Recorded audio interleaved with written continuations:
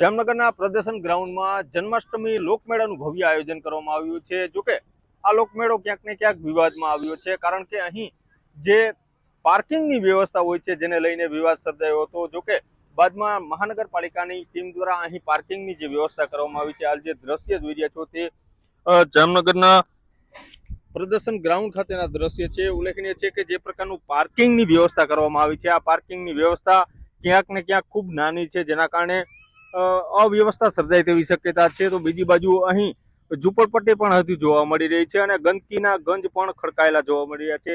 હાલ જે દ્રશ્ય જોઈ રહ્યા છો તે જામનગરના પ્રદર્શન ગ્રાઉન્ડ ખાતેના દ્રશ્ય છે। અહીં ખાસ કરીને જામનગર મહાનગરપાલિકા દ્વારા જન્માષ્ટમી લોકમેળાનું ભવ્ય આયોજન કરવામાં આવ્યું છે। જોકે જે પ્રકારે અહીં જે રાઇડ્સ અને ચકડોળ હોય છે તેની બાજુમાં જ ગંદકી એના ગંજ ખડકાયા છે અને અહીં પાર્કિંગ જામનગર મહાનગરપાલિકા દ્વારા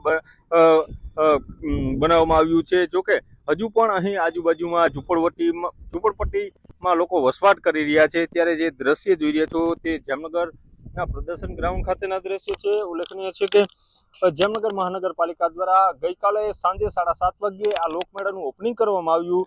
જામનગર મહાનગરપાલિકાના મેયર હસ્તે તેનું ઓપનિંગ કરાયું છે, પણ જે પાર્કિંગ વ્યવસ્થા છે તેમાં ક્યાંક ને ક્યાંક ખૂબ નાનું પાર્કિંગ બનાવવામાં આવ્યું છે, જેના કારણે અવ્યવસ્થા સર્જાય તેવી શક્યતા છે। સોલંકી, આજકાલ ન્યૂઝ, જામનગર।